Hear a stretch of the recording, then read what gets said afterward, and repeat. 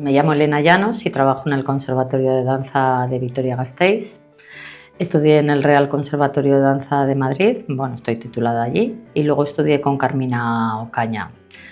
Hice un máster en arte y empecé un doctorado sobre danza, sobre la metodología de mi maestra. Y desde hace 26 años llevo trabajando en el conservatorio. Y esta semana para mí es un regalo y mi única pretensión es poder transmitir lo que sé, lo poco, lo mucho, no sé, que sé hacia las niñas. Pues bueno, yo soy Edurne, soy de Pamplona. Mi carrera profesional la he tenido más bien en Madrid como bailarina, intérprete y también formándome. Y luego en mi versión más pedagógica llevo ya 15 años en la Escuela Profesional de Danza de Ana Laguna de Burgos, en el que estoy, pues la verdad es que apasionada porque es un trabajo que me encanta. Me gustaba bailar, pero yo creo que la docencia me gusta aún más, porque puedo bailar todos los días sin la presión esta del estrés escénico y además puedo aprender, porque de cada uno de los alumnos, además las nuevas generaciones que van viniendo, te van descubriendo nuevas maneras de acercarse al movimiento. Y el tener gente totalmente nueva que te despierta nuevos recursos tuyos, pues para mí también es un regalo. Es nervios también, porque tengo que reconocer que el primer día vengo nerviosa para ver qué me voy a encontrar. Pero bueno, detrás de esta primera sesión que he tenido con el alumnado más avanzado, la verdad es que fenomenal.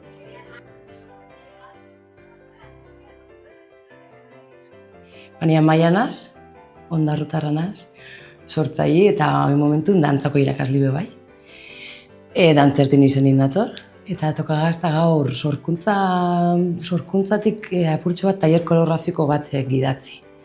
Eta gonga ordubeteko saio bat prestatu do, eta emondotzet jolas baten bitxartez egin dabena da taldeka banatu diz, eta egin dabe talde bakoitzak koreografixatxo bat, minuto biku, eta hori bazelan nitak oso garrantzitsu de jolasa, sorkuntza mundun. Orduan, zelan jolas simple batekin eraikileiken gauza eder bat. Bueno, ni Elai Sarasola naiz eta dantzertiko irakaslea naiz.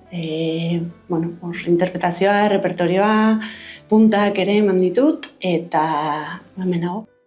Nik uste dut gauza berria da beraientzako, askorentzako, gehien bat, eta beraiekin elkarlanean. Hori oso polita da, zateatzen zea mundu txikitikan egunero zaudena eta beste mundu bat ikustea, beraien artean, ikusi dantzerti ere existitzen dela, badagoela irteera, badaudela, eta bueno, nik uste dut gehien bat hori, gozatzea, pixka bat gauza desberdinak egitea. Josu Garate, Zuinaga.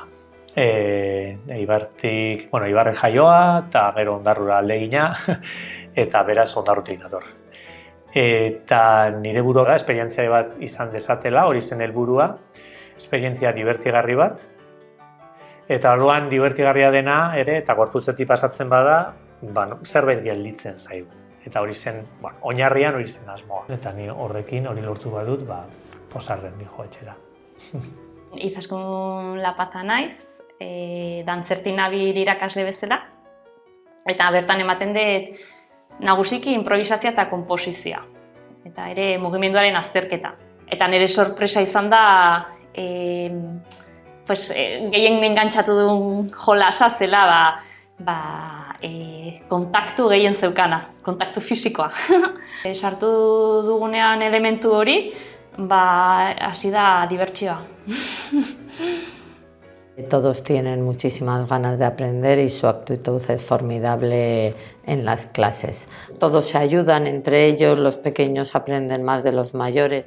Ha sido como muy positivo ver cuando estaban conectadas, porque luego hay momentos de la clase que están más dispersas, pero sobre todo en las partes de improvisación, que les intentaba acercarse un poco con las energías que tienen por dentro. Ha sido muy bonito verles crecer.